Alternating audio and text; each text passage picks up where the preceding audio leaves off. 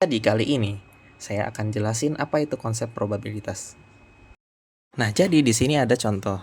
Misal ada sebuah keluarga, dia itu ulangi. Cut. Nah, jadi konsep peluang itu bisa kita terapin semisal kayak begini. Jadi ada sebuah keluarga baru nih. Dia itu baru nikah. Nah, terus keluarga baru ini punya rencana buat punya 3 orang anak. Nah, pertanyaannya itu, berapa sih peluang gender dari 3 anak itu? Kan kita nggak tahu ya, apakah 3 anak itu bisa laki-laki kah, semua atau ada perempuan, atau berapakah perempuannya gitu. Nah, dengan memakai konsep peluang ini kita cari tahu. Jadi kalau kita buat pohon faktornya, misal ini adalah orang tuanya nih, ini si orang tua. Nah, terus kita buat perakaran dari dua orang tua ini. Ada B itu untuk laki-laki, G itu untuk perempuan. Ada boys, ada girl. Nah, kita buat percabangan pertama, ada laki-laki dan perempuan. Terus di setiap cabang kita buat lagi percabangannya, ada laki-laki, ada perempuan. Nah, di setiap cabangnya itu dibuat lagi ada laki-laki, ada perempuan. Nah, dari semua cabang ini ya bentuknya mirip kayak pohon faktor kan. Diberi keterangan untuk cabang pertama itu untuk anak yang pertama. Cabang kedua itu peluang anak yang kedua. Cabang yang ketiga itu peluang anak yang ketiga. Nah, sekarang kita bisa lihat outcome-nya kalau kita hitung secara manual ya. Ada BBB, ada BBG. Nah, gimana sih caranya? Ya udah tinggal kita tarik garis aja. Misalnya di cabang pertama, dia ternyata 3 anaknya itu laki-laki, berarti semuanya laki-laki nih. Terus di cabang berikutnya bisa jadi anak pertama dan kedua itu laki-laki, tapi anak ketiganya perempuan. Habis itu kita buat percabangan lagi di cabang ketiga, ternyata anak pertamanya itu laki-laki, bisa jadi juga anak keduanya itu perempuan.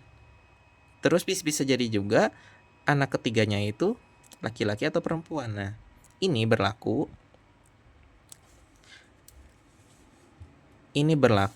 kalau bukan anak kembar. Nah, yang kita bahas ini cuma anak sekali lahir gitu ya.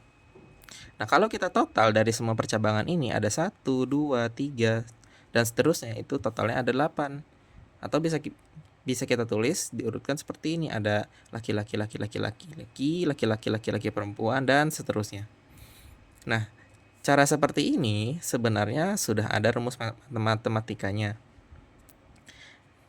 Jadi, untuk mendapatkan berapa banyak jumlah sampel peluangnya ini, bisa kita tuliskan di mana sampel ini bisa kita dapetin dari semua jumlah. N ini adalah jumlah dari yang direncanakan. Kan N-nya ini pakai 3 orang anak. Berarti sampel yang kita pakai atau sampel yang diuji kemudian dipangkatkan dengan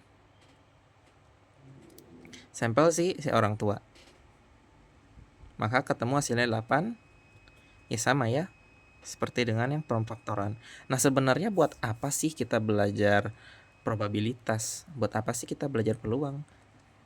Kalau cuma buat menghitung kayak gini kan kayak mungkin kita melihatnya ini hal yang tidak diperlukan gitu. Tapi kalau dalam dunia meteorologi itu sangat diperlukan untuk menentukan cuaca, iklim atau musim. Nah, contohnya begini. Misal, jadi ada data BMKG nih. Kita dapat data BMKG, ternyata 5 hari belakangan itu ada 3 kali hujan. Di hari pertama, hari kedua, sama hari keempat. Nah, kita pengen tahu nih dalam 10 hari ke depan itu akan ada hujan berapa kali gitu. Dengan anggapan bahwa kondisi seperti ini akan terulang kembali gitu.